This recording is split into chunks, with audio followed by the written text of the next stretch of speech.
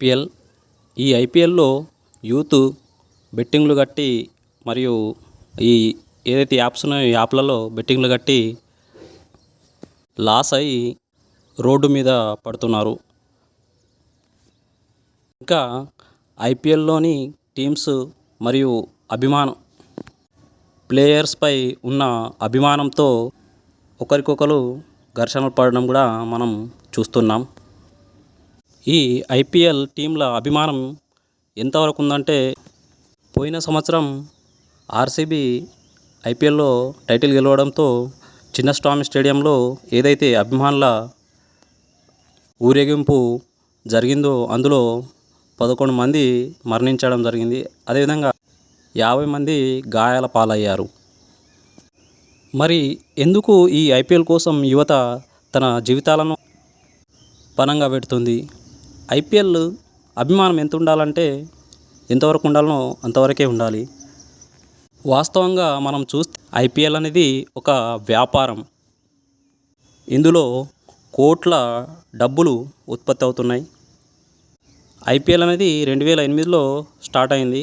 దానికన్నా ముందు ఐసీఎల్‌ను G entertainment వాళ్ళు నిర్వహించడం జరిగింది.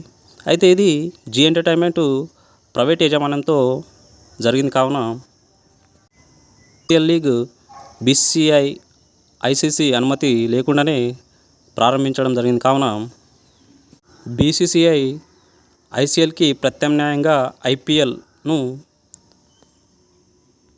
ఐపీఎల్‌ను ప్రారంభించడం జరిగింది. ఐసీఎల్‌లో ఎవరైతే క్రికెటర్స్ పాల్గొంటున్నారో వారిపై జీవితకాల నిషేధం విధిస్తామని బీసీసీఐ తెలపడంతో ఆటగాళ్ళు ఐసీఎల్‌ని వదిలి ఐపీఎల్‌లోకి రావడం జరిగింది. అయితే ఈ ఐసీఎల్ అనేది బీసీసీఐ నిషేధం కారణంగా రిటైర్డ్ అయిన ఆటగాళ్ళతోటి కొన్ని రోజులు ఆడించి ఈ ఐసీఎల్ అనేది 2009లో మూతపడడం జరిగింది. ఇప్పుడు 2008లో ఏదైతే ఐపీఎల్ ప్రారంభమైందో అప్పుడు BCCI vice chairman Lalit Modi గారు బాధ్యతగా తీసుకొని ఈ ఐపీఎల్‌ను నిర్వహించడం జరిగింది. మీరు అనుకోవచ్చు ఈ బీసీసీఐ అనేది ప్రభుత్వ రంగ సంస్థ, ప్రభుత్వమే నడుపుతుంది కావచ్చు అనుకోవచ్చు. కానీ బీసీసీఐ అనేది కూడా ప్రైవేట్ రంగ సంస్థ. ప్రపంచంలోనే అత్యంత ధనికమైన క్రీడా నిర్వాహక సంస్థ బీసీసీఐ.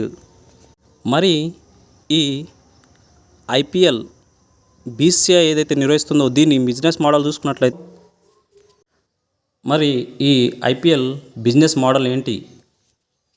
ఏ విధంగా బీసీసీఐ మరియు ఫ్రాంచైజీస్, ప్లేయర్స్ ఏ విధంగా డబ్బులు సంపాదిస్తున్నారో చూసుకున్నట్టయితే బీసీసీఐ ఇది ఐపీఎల్‌ను నిర్వహిస్తుంది. దీనికి ఆదాయం ఏ విధంగా వస్తుందంటే, ఒకటి లీగ్ టైటిల్ స్పాన్సర్షిప్ వలన ఏదైతే మనం స్టార్టింగ్లో చూస్తాం ఐపీఎల్కి ముందు ఏదైతే టైటిల్ పేరు వస్తుందో, ఉదాహరణకు Tata IPL, DLF IPL, Pepsi IPL, ఇలా ఈ టైటిల్ స్పాన్సర్షిప్ కోసం ఈ కంపెనీలు బీసీసీఐకి కోట్లలో డబ్బు ఇస్తుంది. ఈ ఐపీఎల్ ప్రారంభం 2008లో డిఎల్ఎఫ్ అనే సంస్థ 40 కోట్లకు ఈ టైటిల్ స్పాన్సర్షిప్ తీసుకున్నది. 5 సంవత్సరాలకు 40 కోట్లకు ప్రతి సంవత్సరానికి డిఎల్ఎఫ్ సంస్థ టైటిల్ స్పాన్సర్షిప్ను తీసుకోవడం జరిగింది. దాని తర్వాత పెప్సీ, దాని తర్వాత వివో, తర్వాత డ్రీమ్11, ప్రస్తుతం టాటా కంపెనీ స్పాన్సర్షిప్ని తీసుకున్నది. 2024 నుండి 2028 వరకు 5 సంవత్సరాలకు 2500 కోట్ల రూపాయలు బీసీసీఐకు ఈ టాటా కంపెనీ ఇస్తున్నది. మరి ఈ టైటిల్ పేరు కోసమే ఇన్ని కోట్ల రూపాయలను బీసీసీఐకి ఇస్తున్నా అంటే వారికి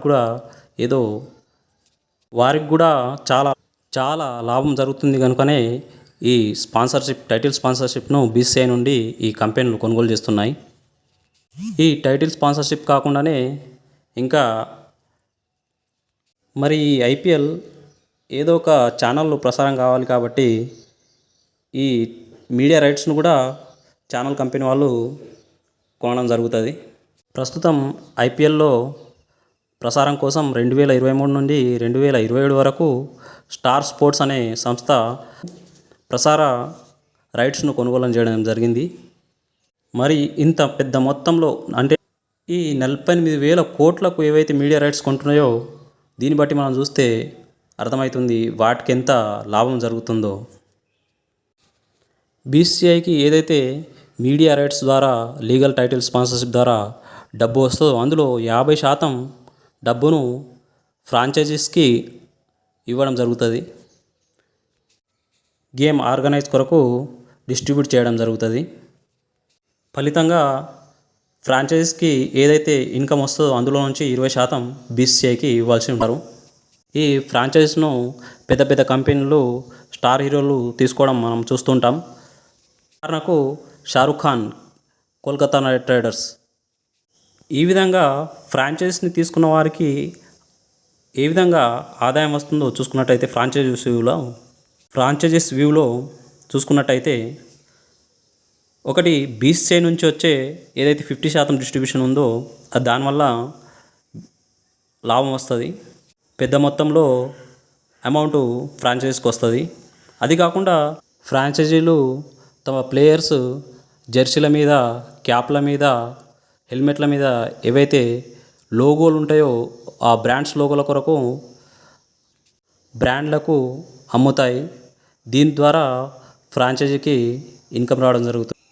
అంతేకాకుండా ఏవైతే మ్యాచ్ జరుగుతుందో స్టేడియంలో దాని ద్వారా కూడా టికెట్ల అమ్మకాల ద్వారా ఇన్కమ్ రావడం జరుగుతుంది.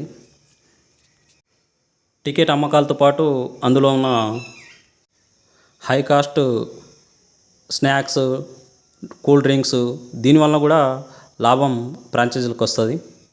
ఏదైతే టికెట్ అమ్మకాల్లో లాభం వస్తుందో టికెట్ అమ్మకాల ద్వారా డబ్బు వస్తుందో అందులో 80% ఫ్రాంచైజీ వాళ్ళు ఉంచుకొని 20% స్టేట్ గవర్నమెంట్ నిధిలో జమ చేస్తాయి. ఇది కాకుండా ఇంకా మర్చెంటైల్స్ కంపెనీస్కి ఇవేవైతే ప్లేయర్ జెర్సీస్ ఉంటాయో అభిమానుల జెర్సీసు మర్చెంటైల్స్ వారికి ఏవైతే అభిమానులు వేసుకుంటారో టీషర్ట్లు, క్యాప్లు, ఇతర ఏమైనా బ్రాండ్స్ ఉంటాయో వంటి వస్తువుల కొరకు ఇటువంటి వాటిని వస్త్ర పరిశ్రమలకు అమ్ముతారు. దీని ద్వారా కూడా ఫ్రాంచైజీలకు లాభం వస్తుంది. ఇంకా ఏదైతే ప్రైజ్ మనీ ఉంటుందో ఏదైతే గెలిచిన టీంకి 20 కోట్లు, రన్నరప్ టీంకు 13 కోట్లు ఇవ్వడం జరుగుతుంది. వీటిలో 50% ఫ్రాంచైజీలు ఉంచుకొని 50% టీం మెంబర్స్కి పంచడం జరుగుతుంది. ఈ విధంగా ఫ్రాంచైజీ వారికి ఆటతో ప్రమేయం లేకుండా టీం గెలిచినా ఓడిపోయినా ఆదాయం వచ్చేది వస్తుంది. మరి ఈ ఫ్రాంచైజీలు ఈ ప్రైజ్ మనీ ఏదైతే ఉందో 20 కోట్ల కోసం ఇంత పెద్ద ఆటను నిర్వహిస్తున్నాయని చూసుకున్నట్టయితే కాదని తెలుస్తుంది. ఈ 20 కోట్లు అనేది చాలా చిన్న అమౌంటు. వారికి వచ్చే లాభంలో చాలా చిన్న amount. Players point of view, players benefits ఏంటి? మరి ప్లేయర్స్ పాయింట్ ఆఫ్ వ్యూలో చూస్తే క్రికెట్ ప్లేయర్స్ను ఫ్రాంచైజీలు వేలం పాటలో వేసి కొనుగోలు చేయడం జరుగుతుంది. ఈ వేలం పాట ద్వారా క్రికెటర్స్కు ఆదాయం వస్తుంది. ఇంకా ఏదైతే ప్రైజ్ మనీని ఫ్రాంచైజీలు 50%గా ఈ ప్లేయర్స్లో డిస్ట్రిబ్యూట్ చేస్తాయో దీని ద్వారా కూడా లాభం వస్తుంది. క్రికెటర్స్కు బెనిఫిట్ జరుగుతుంది. ఇవి కాకుండా ప్లేయర్స్కు సమాన జీతాలు ఇవ్వడం జరుగుతుంది వారు ఆడుతున్నందుకు. ఇంకా ప్లేయర్స్కు మంచి సౌకర్యాలు 5 star hotel, business class ticket journey ఇలాంటివి కూడా ప్రొవైడ్ చేయడం జరుగుతుంది. ఏవైతే జూనియర్ ప్లేయర్స్ సీనియర్స్తో కలిసి ఆడడం వల్ల వారికి మంచి అనుభవం కూడా వచ్చేస్తుంది. ఆ అనుభవంతో పాటు వారి పర్ఫార్మెన్స్ ఒకవేళ బాగున్నట్టయితే వారికి భవిష్యత్తు కూడా బాగుండే మంచి కెరియర్ అవకాశాలు వస్తాయి. ఇంకా ఈ ప్లేయర్స్కి ఆరోగ్య బీమా ఉంటుంది. మధ్యలో ఏమైనా అయినా కానీ ఈ ఆరోగ్య బీమా వర్తిస్తుంది. అదేవిధంగా అంతేకాకుండా మ్యాచ్లో కానీ ఏదైనా ప్రాక్టీస్ చేసేటప్పుడు కానీ గాయాలైనప్పుడు కూడా వాటి హాస్పిటల్ ఖర్చులు కూడా ఈ ఫ్రాంచైజీ వాళ్ళు భరించడం జరుగుతుంది. వీరికి ముఖ్యంగా ఆర్థిక భద్రత అనేది ఉంటుంది. ఎలాగంటే ఏవైతే వేలం పాటలో కొనుగోలు చేయబడతారో, కొనుగోలు చేసిన తర్వాత ఆ ప్లేయరు పర్ఫార్మెన్స్ బాగాలేకపోయినా కానీ వారి పారితోషికాన్ని కట్ చేయరాదు.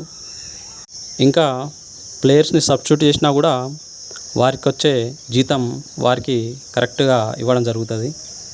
ఈ విధంగా ఐపీఎల్లో తెర వెనుక చాలా బిజినెస్ జరుగుతుంది.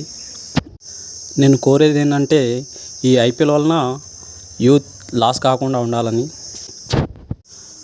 ఈ అభిమానం కూడా కొంతవరకే ఉంచుకోవాలని కోరుకుంటున్నాను. Thank you all.